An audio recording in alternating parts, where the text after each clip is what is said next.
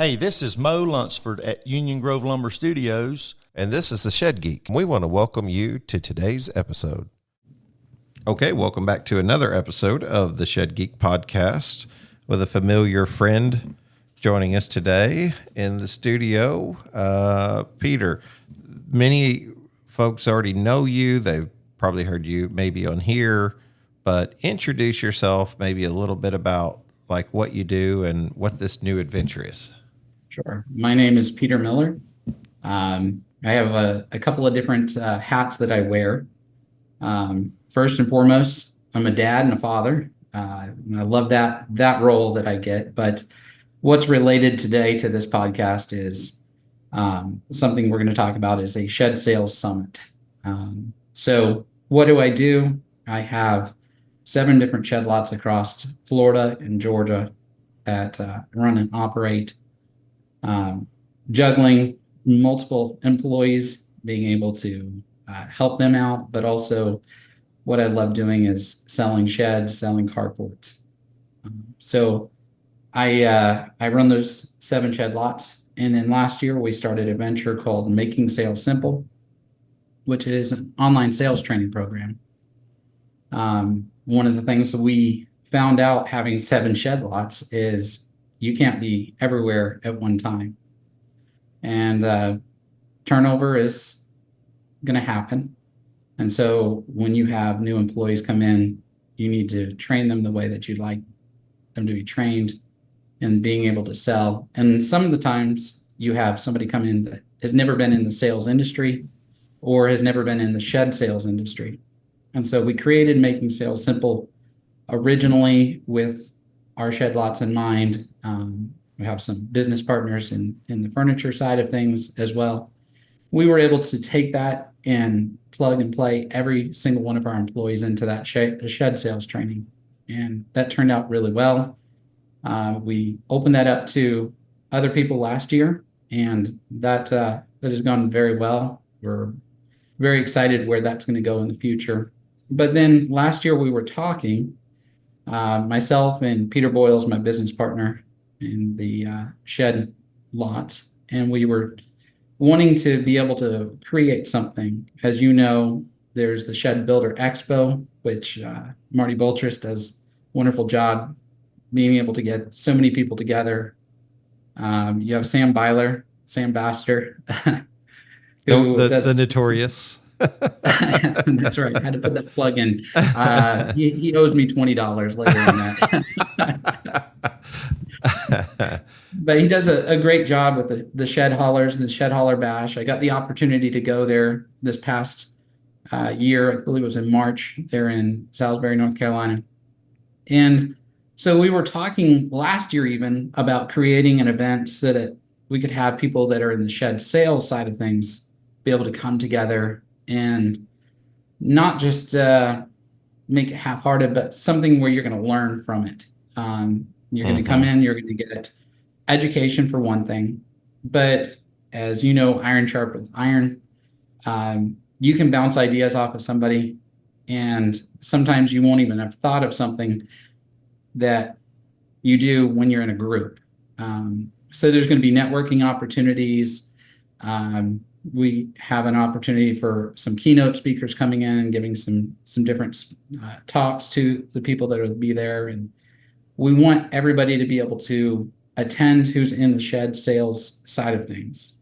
And even if you're not necessarily in that yet, and you just want to kind of find out, hey, what is this about? Maybe this is something that you should come to be able to learn a little bit more about shed sales. So just a quick plug, shedsalessummit.com is the website to be able to find out a little bit more about the event.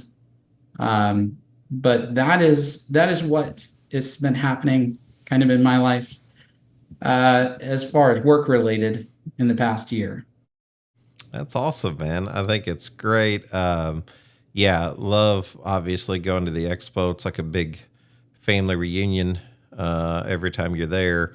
It's terrible. I struggle to remember there's so many people and I've got to sharpen my my brain a little bit there on like there's so many contacts, people that you've just talked to and met and like established relationships, some closer than others. And yeah, it's a whole week of fun, you know. I mean, in many ways, like it's work, but it's also a whole week of fun, being able to come together with collaborative ideas.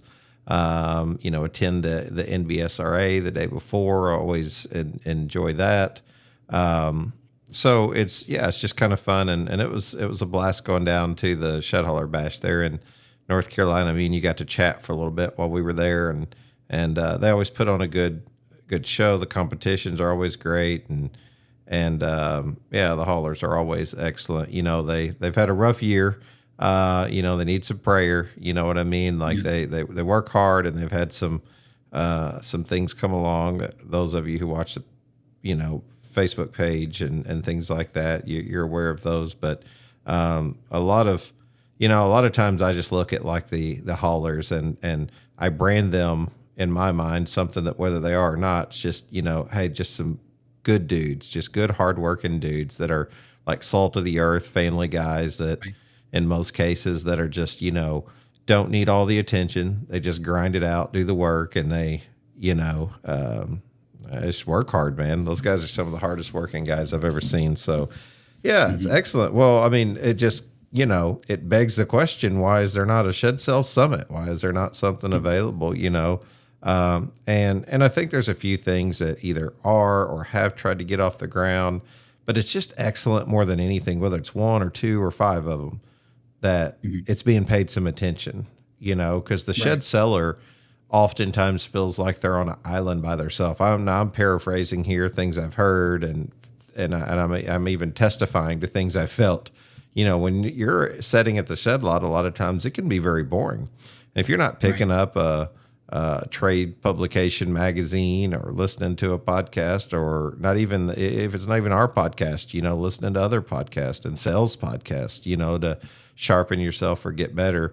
It can get very lonely if you don't have a team around you. So, I mean, like all of these things are excellent questions. So I guess my first is, when does this happen? How is it going to be laid out? And then what do people need to know to attend? Sure.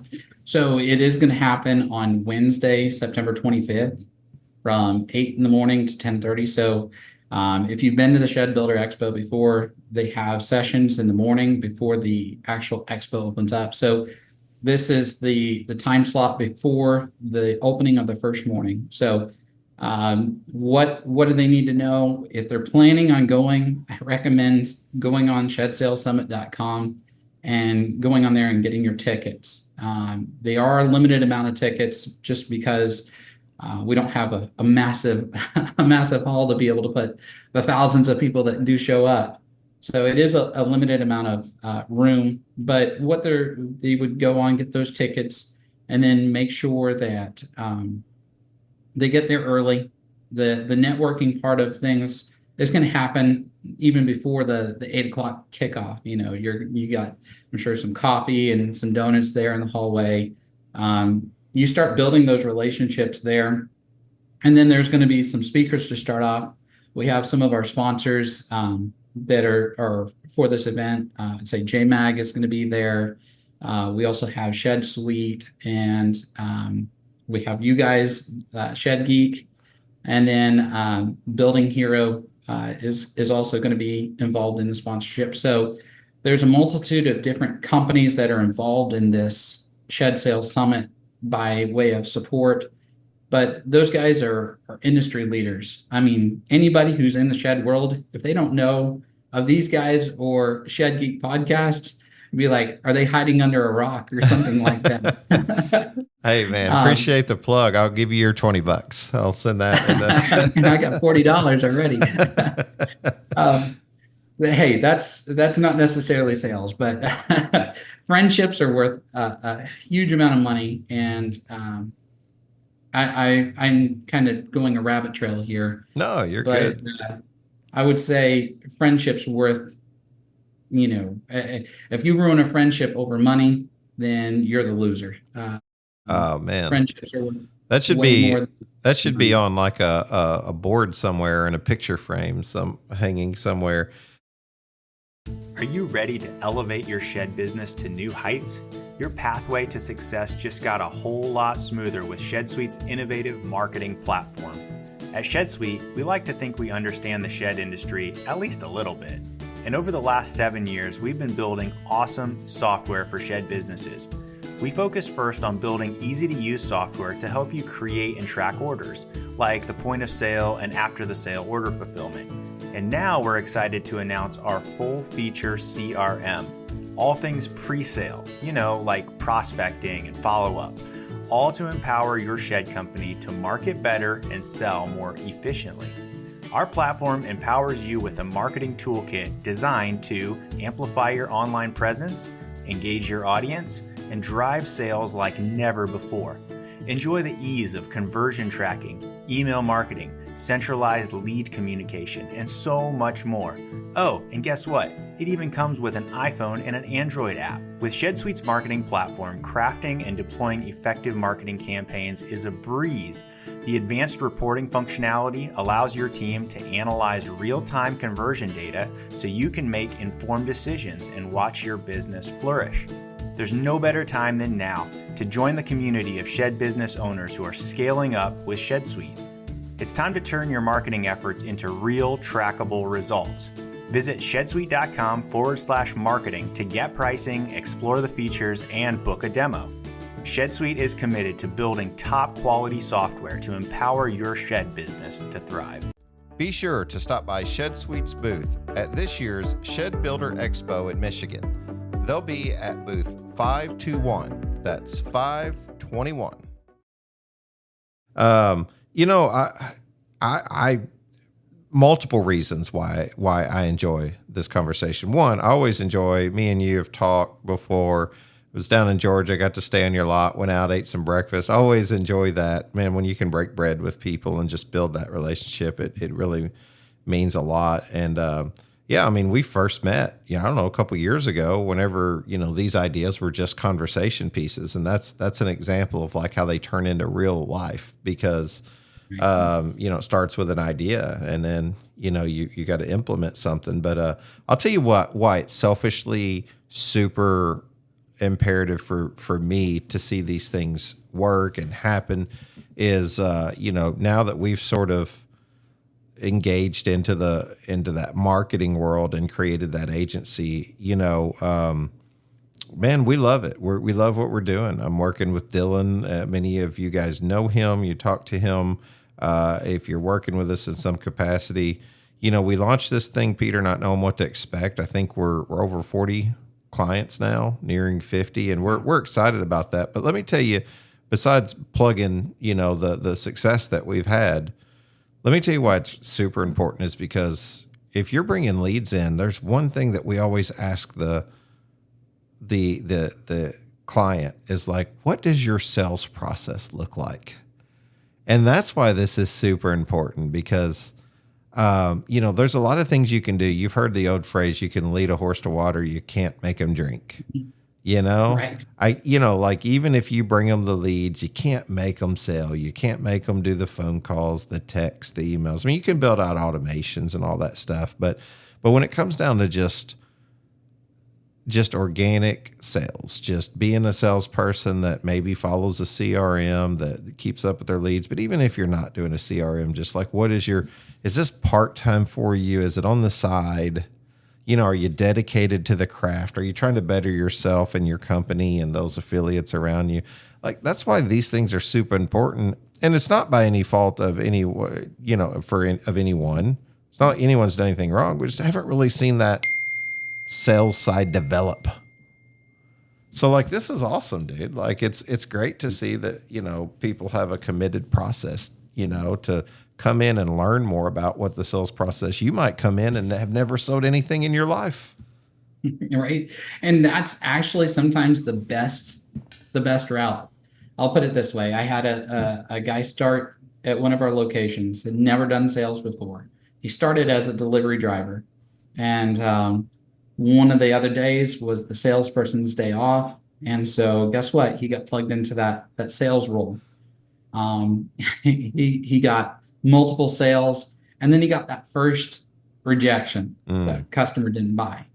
And he called me up on the phone. He's like, "Hey, Peter, I just want to let you know, um, that felt really bad." He's like, "They didn't buy." He's like, "That's the first person that didn't buy." I said, "Well, that doesn't mean you stop. No doesn't mean stop. It just means you got to work harder at it and keep on following back up with that customer. Don't let them just throw you to the side. They stopped at your shed lot for a reason. They're not just coming to kick tires and then walk on down the road. And if you never call that customer back, you never follow back up with an email or a text, they aren't going to buy from you. It may take a little while, but just keep on with it. I equate sales as, most people, it's a roller coaster.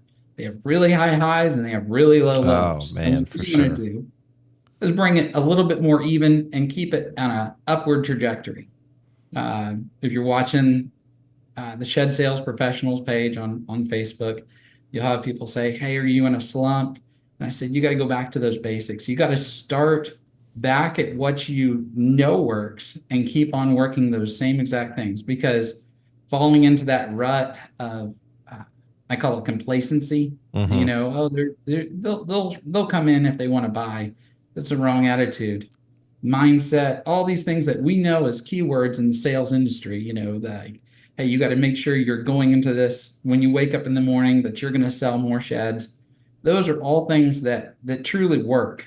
And this is something that's new, as somebody new into the industry or shed sales or sales in general, they may not know that. So that goes back to our sales training. We try to bring that from the beginning levels, teaching that.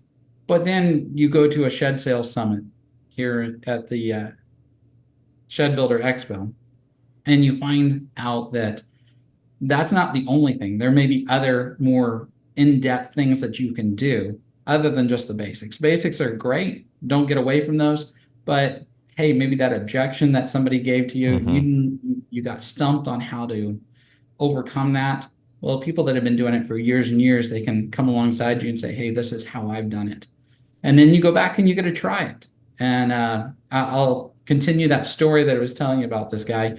He didn't get that sale, but then about 2 days later, somebody else came in and he called me again. He's like, "I'm back on the positive train." He got that sale, and you know, his confidence level shot back up, and he's able to keep on going down that road of selling, which is really exciting to watch. We love being able to invest into our employees and invest into the shed sales world, just in the shed industry. And when you see somebody winning, it's a good thing. I love the saying that you have, a rising tide raises all boats, because if you're in it to see somebody fail, you got the wrong mindset. And I hope you change that, because we want people to do better. And I think the Shed Sales Summit is going to help people. You know, you always hear conversations about like we are oversaturated. You know, I see that in like the Paducah area. You know, we've just about outgrown our house. We're doing everything either on the road or out of our house, and we've got 4 office desks. And I'm like, you know, we just may need to get us an office space or something like that, you know, and have home and work as best we can. And so you start looking at getting a building, you know, and then I'm like, man, if I get a building, why don't I just get a lot, you know, throw some sheds out there again like before. It's been so long. Hey, but you know, it's just in you, right? You know, and you start thinking, you know, like, hey, and then I'm like, oh gosh, I don't know. You know, little old Metropolis had 3 dealers at one point. There's none now. And I'm like, you know, so maybe that's, but then Paducah, little town of 26,000's got like 13 of them. And I'm like, I don't know. It's just, we're pulling on the same people. But if you did, let's toy with this. I probably won't, but if you did, isn't it really the things that you learn that set you apart as to why a person goes from one place to the next to purchase? A reoccurring purchase that's over and over and gaining residual business, like, I don't know, McDonald's, Hardee's, Olive Garden, a place to eat. I don't know. That's just what comes to mind. A movie theater. Typically speaking, you know, it gains residual business over and over and over. You might have a customer who comes back 2 or 3, 4 times, but typically speaking, a shed's meant to last for a long time. That's why we brag about selling a quality shed. And if it's going to last for a long time, you're not going to see that residual business. You've kind of got to win in the moment. Here at Identigrow, we have been providing custom nameplates for the shed and furniture industry for over 20 years. We are so pleased to know that shed manufacturers see the value in expressing their shed brand to potential customers using an Identigrow nameplate. When you add an attractive decal to your product, you will more than pay for the cost with increased sales. Clients will not only be able to identify the shed brand, but it will help to brand and advertise to potential customers who can easily see the nameplate, and in many cases, find a phone number or website to shop for themselves. At Identigrow, we are happy to continue to serve and invite you to visit our website at identigrow.com or give us a call at 540-283-9193. You can even fax us at 540-283-9194 or visit our website by clicking on the Shed Geek newsletter and then simply fill out some basic information for a free catalog or free samples. Thank you, Shed Industry, for allowing us to serve you in identifying your sheds. Identigrow. Identify your products. Grow your business. Doesn't it seem like the natural course would be that those who are trained up better would find more success? Mm-hmm. Absolutely. Absolutely. Because they know how to close when it becomes crucial. They don't let that potential client customer, I've had that question asked me, what's the difference between the client and customer? And I'm sure you have a definition of that yourself, but you don't let that person that's in your lot walk out the door without giving it every single effort that you possibly can to close it at that moment. I tell our employees all the time, if a customer or client, whichever you want to call them at this point, walks out the door, your percentage of closing that customer went dramatically down. Your ability to close it was at that point, and you pull out all the stops, hey, what is it going to take to be able to get you this shed today? And then let them tell you. And that's one of the things that you'd be surprised. I was dealing with a client, and they walked into the office. We were sitting there and talking, and he said, who are you? I said, well, I'm actually the owner of the company. He's like, oh, that's who I wanted to talk to. And we were talking about some pricing and such. And I knew what my margins were. And I know most salespeople can't necessarily do this, but we got a deal done based on him telling me, hey, if I buy now, I won't go down the street to a competitor or so on and so forth. And I want to tell every salesperson out there, I don't know how your pay structure is set up, whether you're an hourly or whether you're based on commission, but sometimes it pays to maybe cut a little bit into your commission if you're allowed to do this. This is based on your employer, but sometimes it pays to lose a little bit in the beginning so that you can now build a fan base, we'll call it, because every person that you sell to knows a lot of other people. And if you can win that as a relationship over just looking at it as a sale and a number and nothing else, you're going to be able to increase your ability to sell to other people now.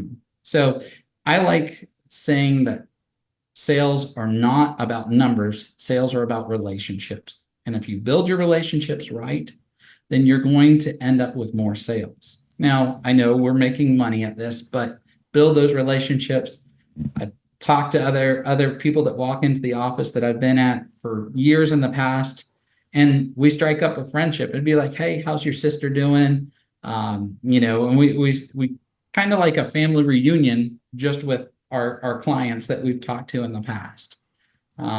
So I stress that to anybody new in the sales industry: build your relationships.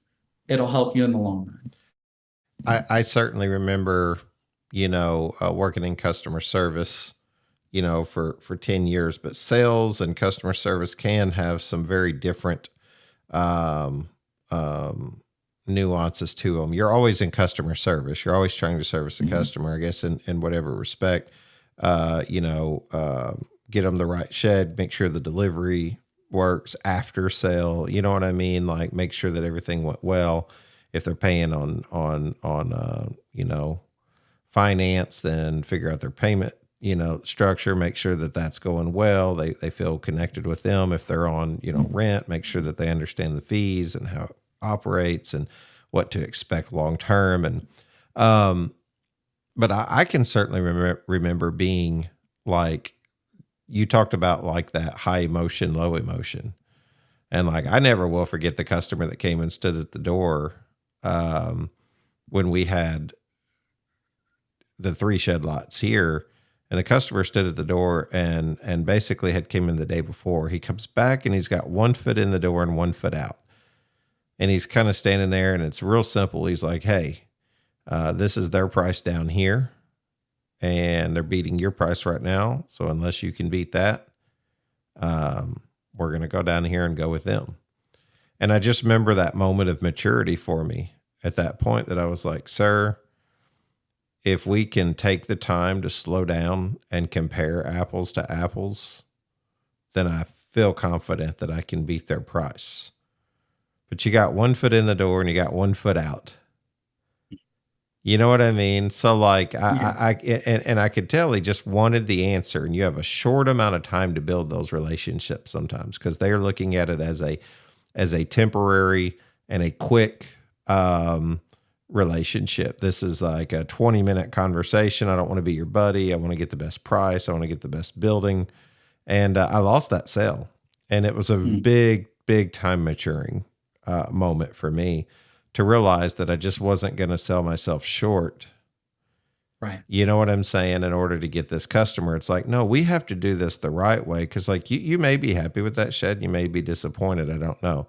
No one's ever going to come back and point out the differences of them later. That other company made a good shed, so they could probably be satisfied with it. But if that guy was $300 cheaper than me, but I could have pointed out that we were 16 on center instead of 24, double top plates instead of single, we had a 40-year metal instead of a 20, or whatever it is, and say, hey, these are the reasons why we've justified this $300. However, if you want me to build it identical to the way that they have it, we can actually save you $600 versus their price. So I can build you the same thing cheaper, but the customer won't always take the time to listen. What do you advise in that situation? What do you tell your people? Or maybe you're giving too much away here if I ask you that. Maybe that's why they need to come to the Shed Sales Summit. Well, I suggest anybody who's listening to this, if they are any bit in sales, I suggest you come to the summit, because you're going to gain that information. But back to what you were asking, I will say this in reality, because I want to be a realist, not, you're not going to win every single sale. Mm-hmm. You are not going to. But at the same time, you like you had said, you stand on your quality. So we talk about the product, we talk about the price, and we talk about the person. So you know what the product is, and you learn it inside and out, so that you can tell your customer exactly why your product is the best that it is. Your price, depending on how you're set up, some people are hard nosed. This is the price. It's not going to change. It's not going to waver at all, and that's okay. I mean, that's how car lots do it for the most part, unless you go in the back room and talk to a service manager or a general manager. Yeah. Give me a good deal, man. Come on. What's your problem? But and then you have yourself. So the things that you can control as the salesperson, you can control how you react to that person. And like you said, a lot of people will come in almost like a confrontational, and they want you to like respond back in a let's say a negative way. So then they'll go out and maybe tell all their friends, like, yeah, I went down and got it for $300 less, and that guy cussed me out, or something along those lines. But at the same time, if you reacted in this way, hey, Mr. Customer, I see that you said you can get that shed for $300, and if you give me just a minute to explain why that's $300, now you're giving them a professional opinion, basically telling him exactly why that's $300 less, keeping it even keeled, because, escalation becomes an issue. And sometimes, I'll just say, if you watch any type of sales training on the internet with some different names, I won't name drop, but if you just type in sales training, a lot of them I would say are very arrogant is the word I would use. And in my opinion, that's a turnoff. So I understand you need to be positive in your sales approach, but arrogance is not the way to go about it, in my opinion. Answering that question where that they can take that, and now it presents a question in their mind. Is it worth $300 less? Or should I pay that extra $300 and get the better quality that's going to last another 20 years versus just a 20-year shed, a 40-year shed now? So you're putting the questions back in their mind. They're trying to create doubt in your mind on your product, on your price. You have to put it back into them in a very nice, gentle way. I definitely remember having my heart broke from the Be-Back family or the Be-Back bus or, different things. Hey guys, it's Gary, and I would like to personally invite you to the Shed Sales Summit this September 25th from 8 to 10:30. It's going to be in Grand Rapids, Michigan at the Shed Builders Expo. There you're going to be able to network with some of the top sales professionals in the industry. Also hear some presentations from leaders in the sales industry on how we can grow our team and increase our sales. There'll also be a time where you can get your questions answered. Those hard questions that a lot of people don't like to answer, but there's going to be a board that's going to answer those questions live and in person. Tickets are only $29.95 and are on sale now at shedsalessummit.com. But hurry, there's a limited number of them. Remember, it's shedsalessummit.com. When you're so, green on that stuff, you're like, hey, that guy said he's coming back. And you're like, man, that went really good. Because I think we'd almost expect them to be like, sorry, sir, your price is too high. We're not going to purchase from you. And then it's like, oh man, I know the true reason, hey, this building's just not going to fit. Hey, we don't like the way it looks. We don't like the design. Right? They don't realize there's a design that they could like that you could show them or whatever. But I just definitely remember, that emotional response of like, hey, this guy said he's coming back. I can even remember a guy saying, hey, how late are you here? And I was like, hey, we're staying till 5. And he's like, I'm going to run to the bank right now and get the money if you can hang around. And I hung around till after 5. And this guy never showed up, It's just like I thought it was going to be a different ending. No, man, people are ruthless. You know what I mean? They're like, and then you kind of want to ask that customer, what happened that you left the lot if you did have intentions to buy? Did you not go to the bank and not get approved? Did you not have the money? Whatever the situation was, they're not always going to stop back by and tell you. Didn't work out. So if you were telling me that and you were in the Making Sales Simple training, I would have asked back to you, Shannon, what is the information that you collected from the customer so that you could follow back up? Oh, for sure. No, dude, I was super green. You know what I mean? Super green. I was like, trust the guy, said he's going to be back. Don't need to take down his name. Don't need to take down his number. And I probably approached this like you're talking, Peter, probably from the position of like, I don't want to be high pressure. You know what I mean? But then you've got to figure out that difference in like, what is high pressure and what is a service? Like asking them their name, getting their phone number, maybe an email. Like, you know what I'm saying? You need a zip code to find out if, you can service their area, which typically you can if they're coming to your lot. But these are just things that are like helping to qualify the customer, because if they're willing to engage in some of that information, they're going to be serious or seem more serious. If they're reluctant to give you an email, it's because they don't want you to spam them, like you got to address that in the moment. But like initially it was just kind of like whoever shows up today, I'm going to try to close them. And, I asked a question in that Shed Sales Professionals page the other day. I did a poll, and it was kind of like, what do you think is the average percent of close ratio of customers who walk onto a lot. You know, I wasn't asking for their like close ratio. I was like, what do you think it is in the industry? And I think I put the numbers at like 1 to 14, 14 to 25, and then 26 and above. And I was really surprised to find that 26 and above was the answer, because I thought, man, that's, like at 25%, that's 1 out of 4 people who come on the lot. Because it makes me want to ask, how many people do you feel come on the average shed lot? You know, because like, is that a true representation of, you know, there's this thing in rent to own. I'm gonna give some secrets away here. You ready?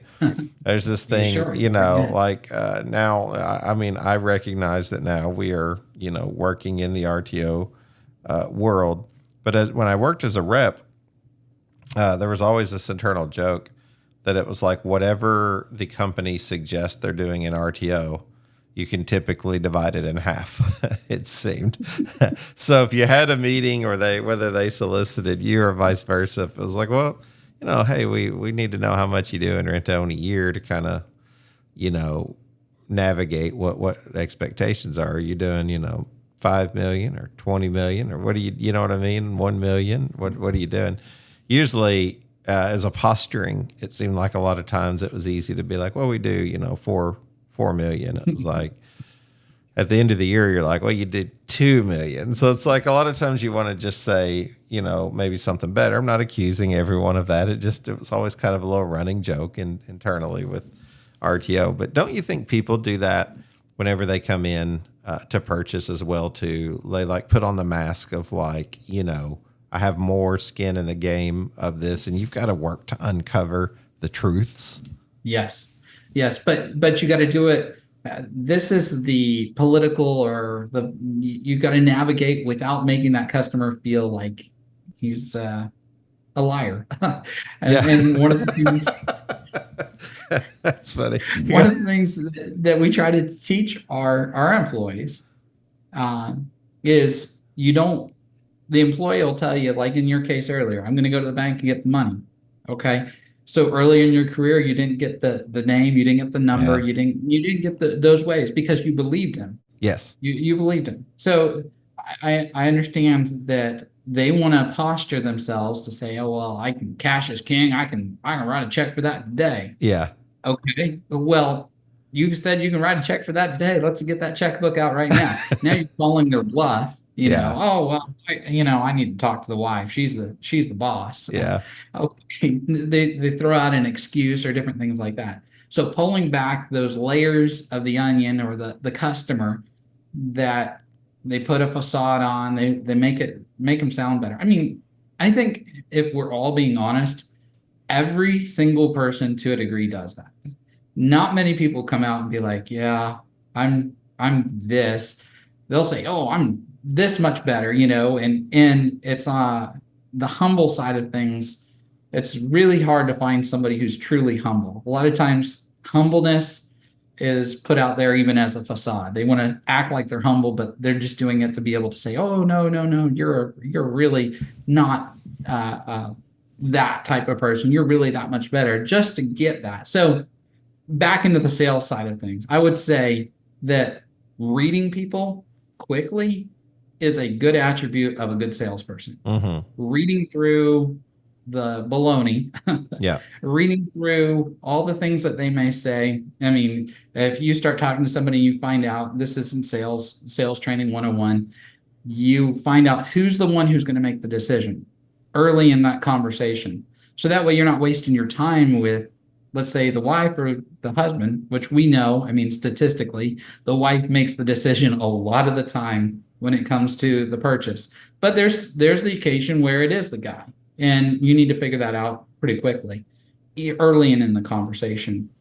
So you're not wasting, I don't want to say wasting time, but kind of that. I mean, you can spend an hour and a half with a customer if they're a talker and you're a talker, but you got to remember you're there for a job to be able to service that customer to the best of your ability. But then also what happens when you're sitting there talking with that customer for an hour and a half, and two others walked in and you're the only salesperson. Now you had two other potential clients that left and they're going down to the street to your competitor and they're going to buy because you were talking with somebody and wasting your company's time in the sales process. So learn when it's good to talk and learn when to shut up. Yeah. Because you can lose a lot of sales that way. Hey, listeners, we all know how important a strong reputation is in today's market. You can't just rely on word of mouth anymore. Did you know that 96% of consumers check out online Google reviews before making a purchase? The companies with the highest ratings, most reviews, and frequent testimonials are the ones winning more business. That's where Litify comes in. They've developed an innovative solution that automates the process of getting your customers to leave Google reviews.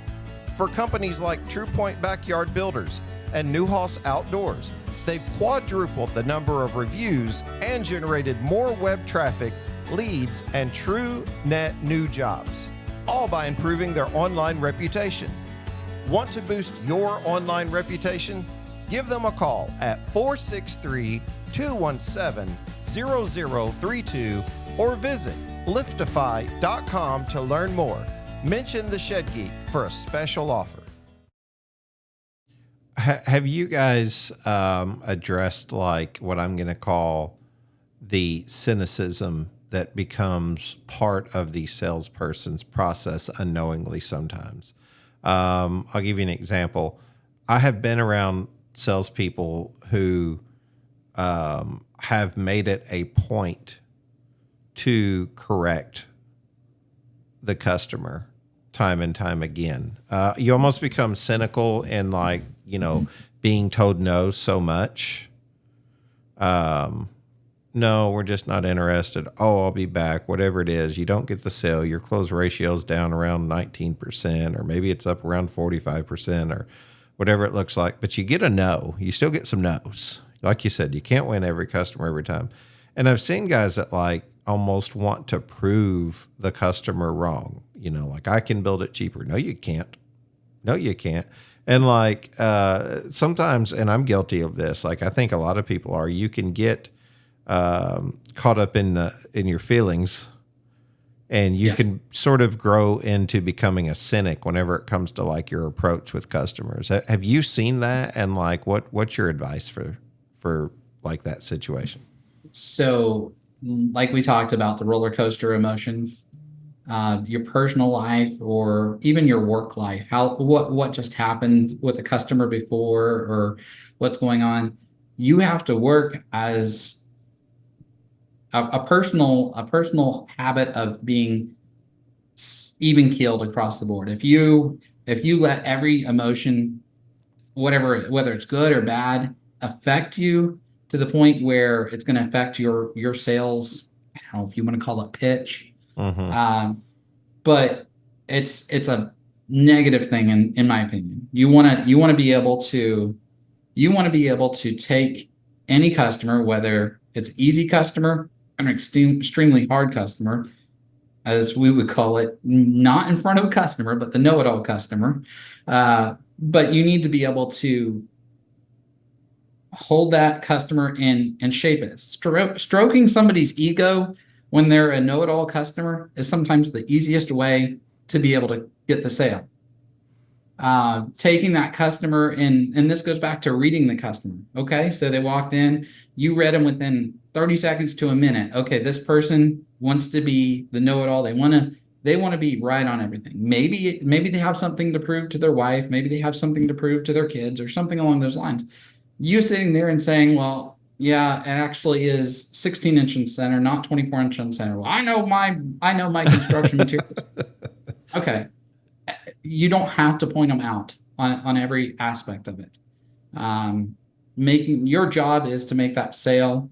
Now, if they ask you point blank, hey, is this a 16-inch on center? My opinion, don't ever lie to the customer.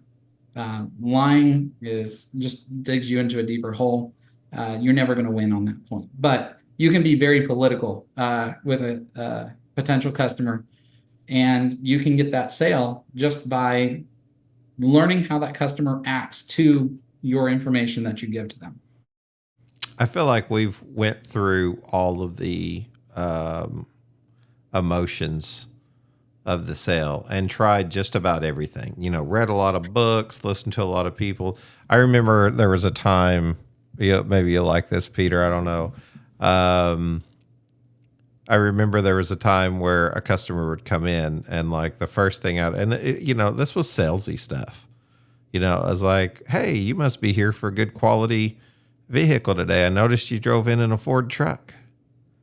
And they'd be like, oh, yeah, this old thing. And you get to talking. And like the next guy that come in, it's like, hey, I can tell you're here for a good quality build and driving that Chevy truck. Right. It's like, and it almost feels like, what am I doing? You know what I mean? Like, but you're trying to bond with the customer. And then, some people would say, I found a lot of success in just saying, what I feel. Like, and I have found some guys that challenge customers on that when they're like, no, that's 8 foot. And you're like, no, it's not 8 foot, 6 foot. And it's like, wait a minute, what am I doing? I'm getting in an argument with my customer. And then I found some of those guys have like this special tool where like they somehow win that customer over because when they were being defiant, they proved it to them and they were like, hey, you really are a guy that knows your stuff. I'm going to listen a little bit more. My famous story about this is, of course, going and buying a washer and dryer. Me and my wife went to Lowe's and was going to buy a washer and dryer, ended up purchasing. But I went straight to the first one that I was like, yeah, this is it. I guarantee you, based off everything she said, this is the one you want. And she's like, well, let's talk to somebody. And some guy walks by and he's like, I don't really work in washers and dryers, but I can tell you that's the same one that we've got at home. And it's got this, it's got that, it's got whatever. And I just remember at one point my wife looking at me and shaking her head like, yeah, like after looking through 10 or 12 of them, he takes us over and shows us the one that I went to originally. And I was like, you just needed someone to seem like a professional to tell you, right? Like, you felt a little bit better about it once you did. And you'd be surprised, it seems like as, the fake it till you make it, how it's worked at times and things like that. And I got tickled because, I asked this guy, I was like, hey, I'm just seriously want to know, how much do you know about washers and dryers? And he's like, man, I really don't know a lot. I don't work in the department. So I was like, he's just selling. But, it made my wife feel better that someone from the store said, hey, this is what you want. This is what I got. Sometimes you can pick up on those pitches. I got a question I want to ask you before we sort of wrap up or go into some different details. How has offering sales training changed your approach at being a consumer? How has offering shed sales training changed my approach as being a consumer? Yeah. Do you like now see like different things or sales training in others whenever they're approaching you? If you go to a car lot and you're looking for a new car or whatever it is you're doing, renting a home, buying a house, has any of this changed like your approach at being a consumer? So I think it may make my eyes be more, I don't want to say critical, but maybe more aware. You walk into that store and that person doesn't get up and do the basics. We'll go back to that. And you think, man, I could sure use some sales training. And I'm not trying to be too critical, but also at the same time, you see that. And so as the consumer side, yes, I noticed it more because when you go into these sales training videos and, it takes time. I'll put you kind of behind the scenes to be able to create these online videos and put those out there. I would say it makes you somewhat vulnerable as a person because now what you're doing, and I guess this is in any business, you're going to have somebody else who may be critical of the way that you approach it. So you open yourself to criticism at that same point.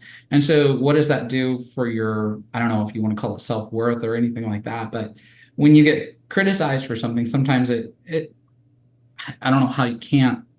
Some people maybe have an iron countenance and they don't change no matter what. But what that does is you're putting yourself out there by trying to help people. And if you have one person come along and say, hey, that video helped me do this, it helped me close this sale, that boosts your confidence, that boosts, hey, this is what I did it for in the first place. I did it so that people would learn. This is the information that I was given to me, and I want to help somebody else. So going back to your question, as a consumer, how does that change as my approach or my outlook at everybody, and maybe not in sheds, but just anywhere that I interact? I would say it shows me that there is so much training that's needed, not just in the shed world, but in the sales of everything, because you have people that just don't care. And we had this conversation the other day on the phone. This was off podcast, but if you have somebody in a sales position that has no drive or no motivation to sell, you as a employer or a boss have to be able to read that as well. And sometimes you have to make the hard decision to move on from that person, because they're holding your company, they're holding you as let's say a manager back from the potential that you possibly could. So when I talked about earlier, reading a customer when they walk in the door, how to be able to sell to them, now we're talking to managers, or we're talking to employers or bosses, and saying you also have the job of reading your sales staff and finding out if they're the right fit. And sometimes it's the matter of being able to invest in them, whether it's sales training or maybe taking some one-on-one coaching, or putting somebody who is, been experienced, they know they're a veteran in sales, and putting them side by side with them and saying, listen, you're going to be their shadow, and you're going to learn every single thing that they have to teach you for the next month. That can change your sales career. I think about it. I was early in my career, I was sent over to Port St. Lucie area, Fort Pierce, with a guy named Hal Hatcher. And he had a sales system of how he would sell to the customer. As soon as that customer would walk on the lot, he was out there to talk to them. He was answering their questions, being able to show them the different styles. The way he set up his shed lot, it was like as clean lines as possible. He would move his sheds within inches of each other, and if one was turned just a little bit, he'd get out there with a jack and PVC pipe and roll it himself. He wouldn't wait on the delivery guys to do it. He would do it himself. And so this was some of the things that early on in my career I saw as a young salesperson, and I put that and stowed that away in how I should be when I do my sales. So presentation, how do you dress? How do you interact with the customer? Do you truly care? And then going inside with the customer, they'd sit down, he'd give them, explain the options, whether it was rent to own or whether it was finance or whether it was cash, explain it thoroughly. The customer knew now that this was an experience that they hadn't found anywhere else, because he started from point A all the way through Z, and he explained it totally. Then some of the sales training that he showed me is he would take, this is back before we had 3D builders and all that. You took a piece of paper on a clipboard and you drew out the shed, and then he had that very neatly, cleanly put on clipboards, and he had them stacked behind his desk in straight lines, so that people, when they were sitting there, he could turn around and say, yes, these are customers that I've sold already this month. And I'm telling you, he had like 30, 35 clipboards on the back table there. And he wasn't lying by it. He was literally selling that many sheds every single month. And so that builds the confidence. Hey, this guy knows what he's doing from point A to point Z. He's been able to show me everything I need to know, and then closing that sale. So early in the career, I was mentored, I guess you would say, by this guy. And it was something that has helped me to this day. So that was, I know, a little bit of a ramble. You're good. I enjoy it. Some of the most free or most cost-effective sales training you can get today, in my opinion, is be a student of your consumer approach. and like how you decide to be a consumer, listening to those who are trying to sell you on something in every little way, shape, or form. There's so much that you can learn from people, and you learn a lot of the do's and don'ts just from being a consumer. And then I would also encourage the shed industry, like, you know, if you got to remember you're approaching the same zeal with the customer about your product that others are trying to sell you on. So I have found, I don't know if it's this way in other industries, but specifically in the shed industry, sometimes there can be a high expectation when it comes to their product or purchase, but a low expectation when it comes to others. So I'm assuming, you know, like I said, some of the best sales training you can get is being a consumer today and just paying attention to that. This is James Price of Shed Pro on Faith in Business. In 2003, British cycling changed forever. For over 100 years, the British cycling team had never won the Tour de France and only once won a single gold medal. That all changed when they hired a new performance director. His approach was different from any other coach. He applied what he called the aggregation of marginal gains. The whole principle came from the idea that if you broke down everything you could think of that goes into riding a bike and then improve it by 1%, you would get a significant increase when you put them all together. The team changed everything by 1%, even going so far as hiring a surgeon to teach the riders how to best wash their hands to reduce the risk of catching a cold. They found the best pillows to create a better night's sleep. They painted the inside of the team truck white so they would notice dust that would degrade performance on the bikes. In just 5 years, the British cycling team dominated the road, winning 60% of the gold medals. Then they became the first British team to win the Tour de France and continued to win 5 victories in the next 6 years. This is James Price. Thanks for listening.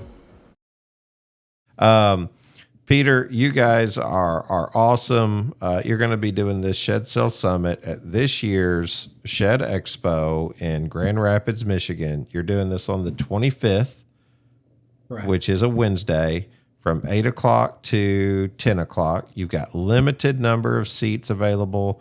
You've got speakers who are going to be there, sponsors, representatives of just different things. What's it cost to get in? So tickets are $29.95 a person, and that'll get you in there.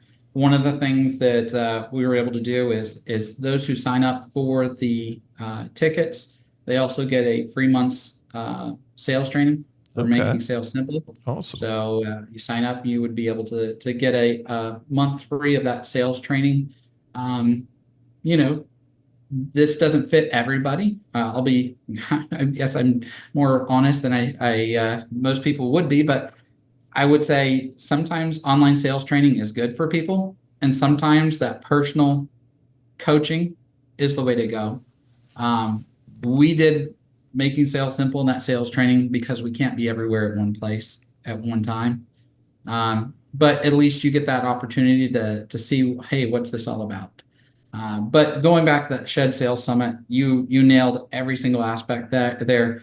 The camaraderie of the salespeople and the camaraderie of our shed industry should be on full display at that sales summit. And I'm super, super excited to see what goes on, and then for future years for more sales summits along the way.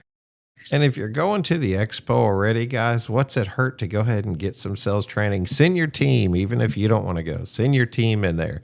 Right. You know, maybe they'll benefit from it. It's $30. You know, it's I don't know. They used to say it's $1 a day for coffee. So I mean, like, you can go a long way on that. I don't know what coffee is now, but I bet it's more than $1. So, you know, I'm so happy to see guys like you and Andrew and Peter, like, you know, meeting you guys down in Greenville. That was really awesome. And it's just watching you guys develop and building a relationship with you that I hope is a long-term relationship, and seeing you guys continue to offer value through your own experiences and expertise. I think it's amazing. I think it's awesome. Congratulate you. And I sure hope people show up and you sell it out to where you have to get a bigger one next year. That's what I hope. So Yes, sir. Well, thank you for having us here on the podcast. Your friendship, it means the world. Every time we get off a call, it's like, hey, let's do it again. Shed Geek podcast, Shed Geek, your whole company wide with the rentals and with the marketing. Um, it's been awesome to watch how the Lord's blessed you and your companies. And I count you a friend and super excited to see you, if not before, at the Shed Builder Expo at the Shed Sales Summit. oh, for sure, man. Yeah, we certainly we know that what we have and why we have it, and it's not by our own talents and skills and any of that. It's because the Lord has been faithful, and by us being trying to just remain obedient. Obedience is greater than sacrifice, and I think that no matter what you lose, I think you always gain the right things by just staying obedient, and you get some really cool relationships like this through it too, man. Like not everybody can, if you'd have set me down and said, what are you going to be in my senior year of high school, and someone said, actually, you're going to be a podcaster or this or that, I'd have been like, what is that? What are they talking about? And it's certainly outside of my wheelhouse. Even getting in front of people to speak was something that took me a while, but there's a vulnerability there that when you open yourself up to that, you actually see some growth in your own self. And I've had so many people say, man, I'm so glad I came on there because it just wasn't as bad as I thought, or it kind of got me out of my shell. It's what I needed to do. And I'll tell you what, if you're a salesperson, that ought to be paramount. That ought to be a priority. You're going to have to speak to people. So, Right. Find a way to make that comfortable. I hope that you guys nail it. Also, I wanted to mention, if you guys are looking for information and you just want a quick solution on how to do that, you see our newsletter go out every Monday, Wednesday, and Friday with the episode. There's an episode registry on there for those in the Plain community who want to know where to find a particular episode. Below that, you're going to see either today's guest with a bio, or you're going to see today's advertisers. If you are an advertiser or want to be an advertiser on mine or Susan or Sam's show, let us know. We'll be glad to try to have a conversation or send you some information on that. But below that, you'll see some digital ads. Those digital ads are real simple. It's $1,200 a year for those digital ads. And we can make that a clickable link to wherever you want. Your website, especially if you've got some tags on your website, you can kind of see the traffic that's coming to it from that. If not, we have some analytics on that through our email service, MailChimp. So you can just go click on that link or any other link. But if you go click on the Shed Sales Summit link, I think we've got it attached to a lead form, maybe, Peter, where people can just click and go ahead and sign up right there, or it'll go straight to your website where people can sign up. Right. It goes right to shedsalessummit.com. It pops up with an option to purchase tickets. You can buy those tickets and then scroll down and be able to see a little bit of the info of what's going to be going on. And one of the things that we are going to be doing at the summit is we're going to have a question and answer time. So there is a spot at the bottom of that page to submit a question. Please go ahead and get those questions in so that way we can get those to the panelists and be able to answer those questions, because you know what? We want the hard questions. We want to be able to help you when it comes to your shed sales questions and hurdles and objections and all those things. We want you to sell 1 million sheds if possible. Dude, I think that's awesome. I love it. I love the Q&A. I always love audience participation. And do me a favor, guys. This means a lot to me. Whenever you come to the event or you see the guys, tell them you heard about it on the Shed Geek podcast. It helps me try to sell advertising to these guys. So it means a lot. Peter, always appreciate it. Real quick, did you have any questions? We didn't get to do this the first round. And I've been doing, I don't think I was doing this the first time we had you on the podcast down in Greenville. But do you have any questions that are life, podcast, spiritually related, shed related? It really doesn't matter. Nothing's off limits for me that you would want to ask just unequivocally, just because. So, man, caught me off guard there just a little. I guess if you could, the question, I don't know, this is right off the cusp. So with the podcasting, You've created this into a business model for you and it sounds like your family. How, I guess, I don't know if proud is the right word, but how proud does that make you feel that you're not able to just do something that you never thought you were going to do, but that now you're able to take your family in on that uh, on that journey? You know, when I just started writing a column in Shed Business Journal, and the first thing I did was give a shout out to a few people. One late gentleman, rest his soul, Burtis Bright. He was the he was the head of human resources at Graceland when I started there in purchasing. Curtis Creason, who was just an amazing guy, still is. He was a great boss. You couldn't ask for better. And Jonathan Renfro, who's a childhood friend of mine, who was associate pastor and really stayed the course. You know what I mean? And I was just super proud of him because like I didn't feel like I had the confidence to be that. And when I found the shed industry, I was at a low, and Jonathan really introduced me to it by giving me a job opportunity, by making the connections with the folks there at Graceland where he had been for a couple of years. And the one thing I was struggling with the most was my identity. You know, I was talking to Travis Parks yesterday, and I said, you ever sit down at a bench, on a bench at like Walmart, and you're like talking to the old guy there, and it doesn't take long to strike up a conversation. And next thing you know, you're asking like outside of the weather, you're like, so what do you do? What'd you do for a living? That seems to show up quick in men's conversations anyway. And and I was just sort of raised that like, you know, you had to take care of your family. That's one thing that you had to work hard. That was going to be imperative. And I just didn't have an identity of like what I wanted to do. To see that come full circle where my wife was able to like leave her job and come to work here. My son, who came back from college, is working here. My daughter's working part-time.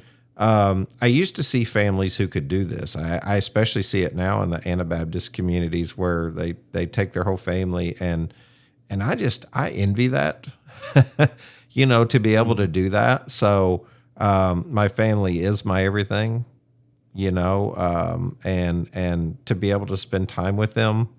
I don't know. I think it's the American dream, man. I think it's as good as what it can get. And I'm thankful that the Lord gives us that opportunity to work together. Me and my wife are a well-oiled machine. We're coming up on 25 years anniversary in March. And, you know, we started dating when I was 15 years old. We've done life together, you know, literally.